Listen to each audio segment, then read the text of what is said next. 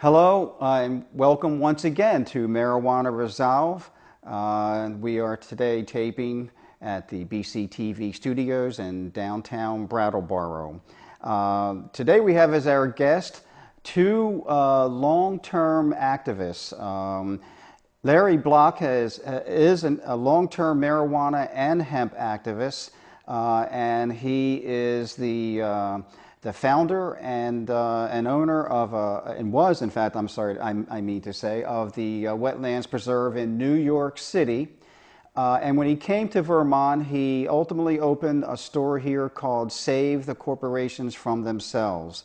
He's had the activist addict and quite a bit of background in both the issues of marijuana and hemp. Eric Lineback is the treasurer and co-founder of Vote Hemp, a national organization that works with different groups as well as trying to help change the laws in the United States. And Eric is a Vermont local who works with the Vermont State Legislature. Gentlemen, welcome. And I'm glad to see you both here today. Thank you. It's nice to be here. Thanks, Vidda. We have a lot of things to talk about for really such a short program. So why don't you begin with just giving us an update on what you know about what's been happening in the legislature here. We can start with that. Sure, thanks. First I want to say, Larry, wonderful job with all the work you did at the Wetlands Preserve. You happened to mention that, Vidda, and long ago I did an event that happened for several years there called the Hemp Rageous Jam, back when the whole hemp industry was re-emerging in the mid-90s, and we had a bunch of successful events there and raised a lot of awareness, and it's great that Larry and I have sort of ended up coming full circle here in Brattleboro, Vermont. So that's awesome. Great work with that project, Larry. So quick update on the hemp situation here in the United States. We've had a federal bill in play for the last 7-8 years now. There have been 4 bills starting in 2005, and they each have rolled over to the second year of the session, and we're now on our 4th, going into the second year here.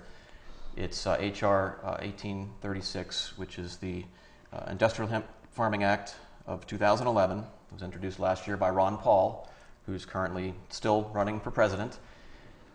And like the previous 3 bills, that bill has basically been stuck in committee. Went to the House Energy and Commerce Committee and Subcommittee on Health, and went to the Judiciary Committee and ended up in the Subcommittee on Crime, Terrorism, and Homeland Security, of all things. So clearly that's sort of a good example of how the hemp subject has been looked at by governments around the country, in particular our federal government, as being a drug issue, a crime, terrorism, and homeland security issue. Not once has the bill ever received a hearing in all 4 attempts here, and it just basically ends up in committee and gets stuck there. So I guess the one bit of good news this year with this 4th try at the federal level is that we have more co-sponsors than ever before, and each year it's been steadily growing, but that number is still relatively small. Including Ron Paul, there are 34 co-sponsors this year. And a little bit of a side note, the 9 of those folks, including Ron Paul, because he's running for president and not going to be running for re-election in the House, so including Ron Paul and 8 others are leaving for one reason. They're either not running again, Kucinich, for example, already in Ohio already got beaten in the primary, and others are moving on to other things, running for other office, etc. So we're going to be back down to 25 friends in the House, and but hopefully we're very confident we'll find someone to be the primary sponsor and get another bill going in the next session. So that's that. At the state level, we had 7 states taking action this year, including Vermont, so we're going to see how that all plays out as the legislative sessions all come to an end. Here in Vermont, I'll spend a couple minutes on what happened there, and that is sort of at the last minute here, the Senate Economic Development Committee basically decided, Vince Aluzzi decided to write an amendment that he would attach to some bill, and it ultimately ended up being attached because this was so late in the session and there really weren't many options for him. It was attached to H747, which was a cigarette tax bill, essentially. And that had come out of the House successfully. He added the amendment in the Senate. It passed out of the Senate as written with that amendment, and then it had a little trouble in the House when it went back to the House.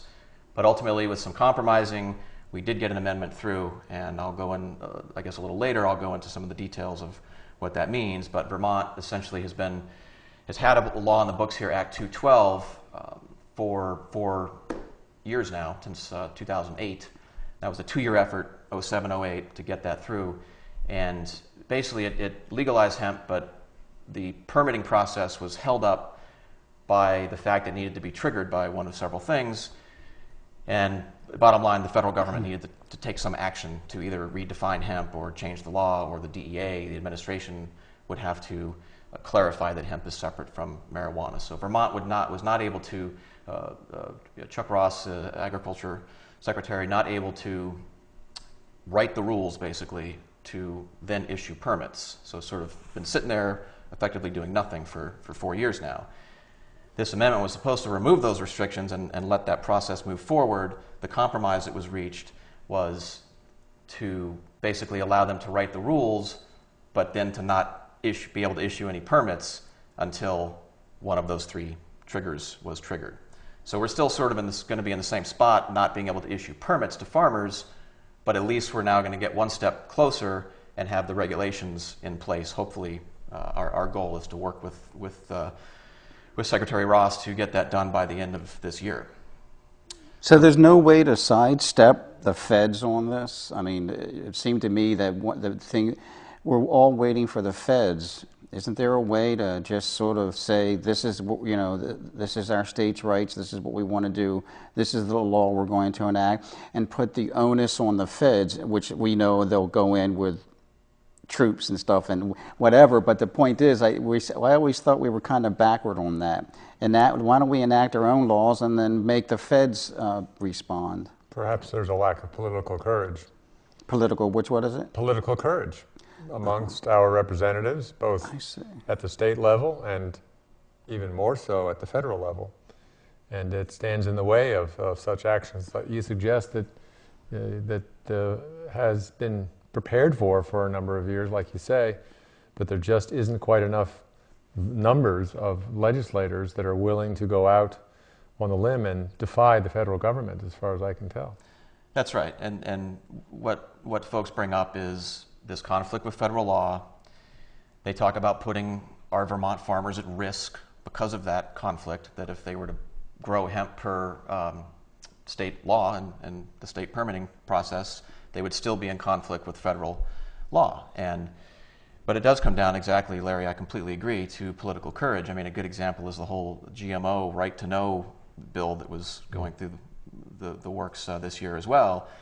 And basically having that political courage to stand up for your rights as a state against the federal government and against the threats that might be made by, in the GMO case, the industry, threats of lawsuits. And it boils down to the legislators themselves and state employees being at risk of criminal prosecution. So, now, if their concern, though, is that we can hurt our farmers, that's kind of, particularly since we already know that there are farmers really in places around the country who would be more than willing to say, okay, let's do it, and the risk is mine, not the state legislatures. Do you have anybody like that, which we could euphemistically call guinea pigs?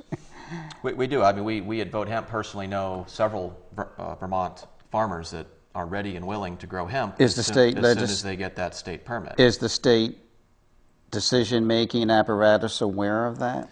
They are somewhat, but unfortunately what happened with the amendment this session was this all came about at the last minute. So there was very little time for public hearings, there was very little time for testimony, and then there was a lot of contentious fighting going on within the legislatures at the last minute, and deals were being made, and so this got sort of caught up in that process.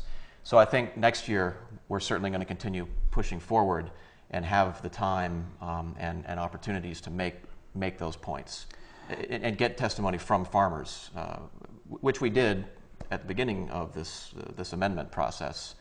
Let's also then examine what happens when you suppress hemp as a product. Larry's experience, I think, is really one of the stronger local experiences here about when hemp is illegal. Does that has a chain reaction that affects things down the consumer line?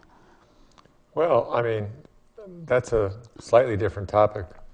To me, one of the things that's most integral to the entire national discussion on industrial hemp has more to do with the lack of potential and seriousness with which the individuals in the country take it seriously. If you polled people in Windham County now, and I have seen thousands and thousands of people over the 14 years that my store was there, and most of them went away better educated about industrial hemp, the uses, the history, than when they walked in the store. Thousands of them received for free information on the value of hemp. But if you ask them, well, what are the pressing needs of our community now? Something like Vermont Yankee would be way up at the top of the list. Mm-hmm. And I'm not saying that's not an important and passionate issue for a lot of people. Mm-hmm, absolutely. But I think the greater value to our society would be to take some of that energy that individuals have, that place that energy into working on campaigns like Vermont Yankee and others, and recognize how valuable and what potential this has for all aspects of our life here in the United States, not just our economy, our health, our entire agricultural system. It's amazing what the potential is, and I'm a little surprised that people haven't found it to be more of a serious topic for them. I think that I found a lot of customers that feel really good about having come in and bought something that was organic or made out of hemp or a hemp blend. But even few of them recognize the necessary grassroots effort that could only lead to better response from our educators and from our representatives all the way up the chain. And it's going to take more grassroots effort than just activists like Eric working at the state and federal level, because there's not a groundswell of support. And you'd almost imagine there would be, or I would have imagined by now there would be. It's coming, but I think it needs more on the ground support. Right. And to that point, Vote Hemp, which started about 12 years ago, the spring of 2000, a big part of our mission in the first place, of course, our overall mission is to change the laws, help get the laws changed here in the U.S. so our farmers can grow hemp again. That's our overall mission, but we have sort of a multi-pronged approach to that. There's a media and PR element, there's a direct lobbying element, and we engage at the state and federal level in that respect. But a big part of this also is grassroots pressure, and us doing what we can as an organization, an advocacy organization, to facilitate the growth of that grassroots pressure, because we've always thought that over time we've been a little less and less confident about the chances of things changing at the federal level on their own, and building that grassroots pressure up through the states and progressive states like Vermont, North Dakota on this issue moving forward. And that's why it's so important that Vermont continue to move forward with our work here and get to the point where we can license farmers, because that sends a collective message to the federal government. And that's what I think Larry's talking about here is that they need to understand that this is a widely supported grassroots issue. That but you have polls that maybe can reflect that and maybe not.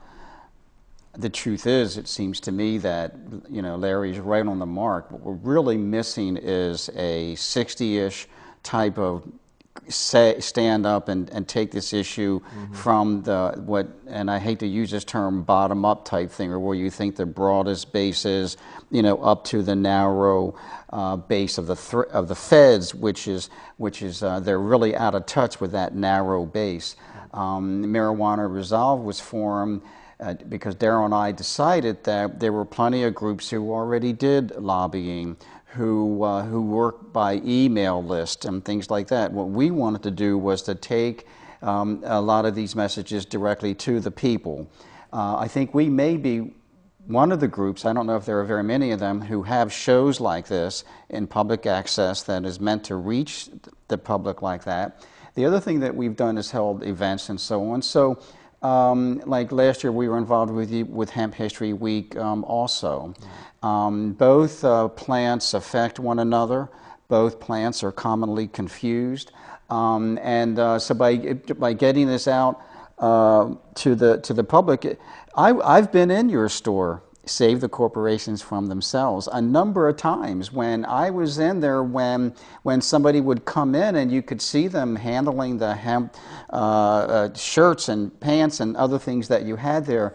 And there were oftentimes spontaneous conversations that would just come from the discussion of purchasing from your store, not to mention the activist attic that you had upstairs. And so locally, that was really one of our top line public outreaches was Larry's store. So let's hope that we can, and I hope you're right about that, you see a groundswell taking place. Well, I'm exaggerating that I see it.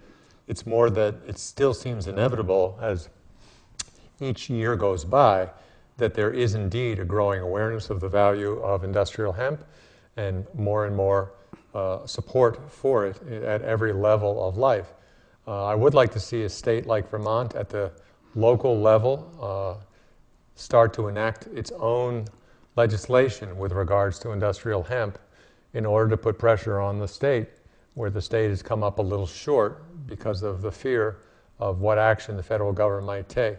I think that's a bit of a disingenuous fear to drum up sort of worry that somehow or another our farmers would be devastated by a federal government attack or raid. I don't buy that. I think that if medical marijuana growers are for the most part being left alone, I certainly think a well-controlled industrial hemp program would be completely left alone. And I would ask individuals in communities to consider petitions, whether they be non-binding petitions or even local ordinances, that really speak to this issue at a small town level that can then percolate up to those very legislatures that are not quite ready to defy the federal government. And maybe that push is what they need. Well, in this state, Eric, that's a great idea. Maybe that's something we could work on. I agree with that. I was just going to say, let's continue that particular discussion, the three of us, soon, because Vote Hemp as a national organization has not done a lot of work on the local level. We typically focus on the state and federal level, although we have helped certain communities write resolutions or create petitions. So we can certainly assist in that, and we do a lot of outreach and, again, grassroots development. So that is something I think that in a state like Vermont, where we're sort of teetering on the edge of breaking through on this, that's an important part of the strategy. And I totally agree that's a great idea to. And as you know, marijuana kind of holds things back for hemp. It's one of the reasons why Vote Hemp made the strategic decision to kind of keep the issue separate. The truth is, no matter how much you struggle to do that, they're really not. You keep coming back and you're facing marijuana. So Marijuana Resolve, where we started out from the beginning with grassroots type input with both hemp and marijuana, we'd like to continue that. Not that we're against different groups doing different things, but that we really see the need for all of us to work together on that. So if you're, at some point down the road, we can talk more about that process. We're going to have some activity over the summer, and we're going to have you guys back anyway for more of this, because this discussion, as we're going into 013, it should be impactful enough that by the time January of next year comes, all of us have kind of gotten even more word there. And a petition process this year would be something we'd be willing to help on. Mm-hmm. Great. Great. Of any kind, however it comes out, whether, as Larry said, non-binding or it's a local ordinance or anything like that. Brattleboro is a great area to start with. Absolutely. I agree. And you know, every community might want to approach it differently. That's right. And Burlington, of course, which is much larger and, you know, could be involved. And so that's, you know, we can look to that. And that would be great to have that, like you said, leading up into next year and the next legislative session. Right. So that we can have that building of support, that growing support, to then bolster the efforts we make. That's right. You know, we're not really antagonistic to the legislature. We, you know, all of us really understand that we really need to work with these people, and are very willing to do that. But what we really need is a lot more genuine interest, not, as Larry said, disingenuous fear of farmers being hurt. You know, so let's work on how do we get them past that. It's not a homeland security issue. It's not, hemp is not a drug issue, and I think it's that it's not hemp is not a threat to the health, safety, and welfare of the people of Vermont. Why? What is the holdup up there? Well, one interesting thing I think is happening. I don't have accurate statistics, but my sense is that more and more people in the U.S. are purchasing hemp items from across the board, whether they be nutritional products, cosmetic products, clothing products. And yet, I have a sense that a lot of those people have taken for granted the access that they do have currently as sufficient for their needs. I can go online, I can see 15 different hemp purveyors of various different types. I can pick and choose, I can order, I can afford it, it gets mailed to me, I'm wearing it, I feel good, and that's just okay with me. That doesn't interfere with my time or energy to do other things. Unfortunately, it doesn't help grow the movement towards fully recognizing and legalizing the growing of industrial hemp. And I think those people, and you're right, that the industry has been growing. The Hemp Industries Association, which is a trade group, Vote Hemp is a sister organization of the HIA, and that organization tracks the growth of the industry through surveys and point-of-sale data on certain products in stores, et cetera.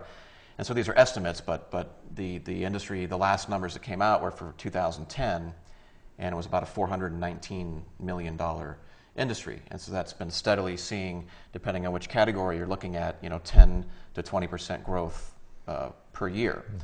So $400+ million industry now is that's a substantial, is getting, becoming substantial. But if that growing industry is also a block towards not acting on a grassroots level because they're content with doing that, that's bad news. Right, and I wanted to, make the point that so these folks, more and more of whom are buying hemp products and buying more of them, still don't necessarily feel or make that connection between that shirt or that cereal, granola, and the farmer that grew the hemp that went into it.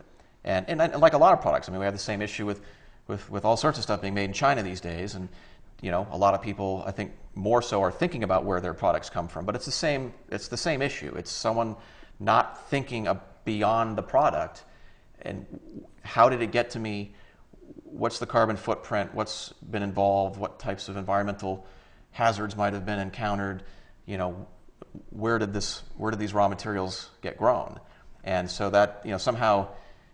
It's again just that awareness, that grassroots efforts to build up people's concern about these things and to ask these questions and think about where these things are coming from and what would the impact be if that $400+ million of hemp was being grown by American farmers and not Canadian or Chinese. And we have two decades of having outsourcing, so that we have American consumers who are accustomed to turning to their products from China, Mexico, and things like that. This is a tough thing. This is a tough call to overcome that kind of a situation. Right. Maybe we can talk about drug testing also, because hemp and drug testing. Isn't there a connection to the outlawing of hemp that's literally tied in tight with drug testing? So it's not just that, and that relates to the consumer purchases, because a lot of them are products that you consume. You either use hemp oils on your body, you can eat hemp powder and things like that. So can you guys give us any of your thoughts on that? Well, the DEA's efforts back around 2000, late 99, 2000, the DEA made some serious efforts to ban hemp foods, and probably hemp body care would have been banned as well. And this was them going through a reinterpretation of the Controlled Substances Act as it relates to hemp, because this was the hemp industry was starting to grow, and it was showing up on their radar.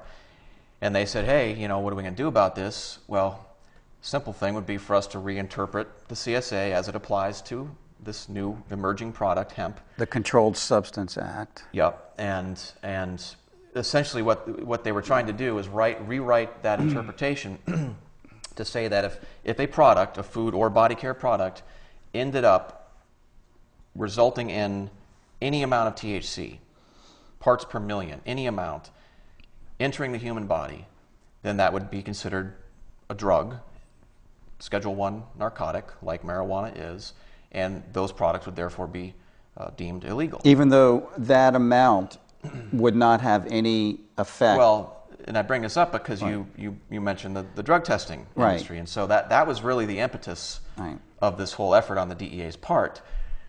We believe the drug testing industry was raising red flags and probably encouraging the DEA to do this, and so that was sort of where this all came from. Now, long story short, the industry, the HIA that I mentioned before, the Hemp Industries Association, sued the federal government. That lawsuit went through the process. We won. It was appealed by the federal government, Department of Justice. We won the appeal. They decided not to appeal it to the Supreme Court, and so about 10 years ago, 10 years ago, that problem of the DEA potentially outlawing these hemp food and body care products went away because of that lawsuit. But again, the workings behind that, the motivations, we're pretty sure most of that came out of the drug testing industry. Now, the drug testing industry dealt with this issue with poppy seeds. Some people love poppy seed bagels, pound cake, muffins. A lot of people eat poppy seeds, and poppy seeds have trace amounts of opiates. So basically what they did, very simply, they raised the thresholds of the drug tests. That's how they accommodated the fact people were eating foods that might result in a little bit of opiates in their body. So same thing could have been done with hemp, obviously. Very simple solution. But the DEA, was insisting that they needed to rewrite the interpretation and basically ban these products. So luckily that didn't happen, and we can now go buy hemp foods at our local stores. Well, Larry, we have about a minute if you'd like to add anything to that. I look forward to continuing the discussion, because it's not going to get wrapped up in a tidy little soundbite here. Right. I would encourage folks in the sound of my voice, or being able to access this show around Vermont, to pause and consider a little bit more what they could do in a small amount of their time, and to remind folks, young and old, of the value of industrial hemp and how it is not taken for granted that this will ever become legalized and receive the potential that it has without everyone making an effort. Exactly. In our next program, Daryl Pillsbury will return. He had some personal issues that he had to take care of today and couldn't be here, but thank you once again for watching Marijuana Resolve, and on behalf of Daryl and myself, We'd like to thank Larry Block and Eric Lineback for being on the show. And as Larry said, we will continue this conversation. You'll hear more from us. Thank you again. Thank you. Thanks, Vidda. Welcome.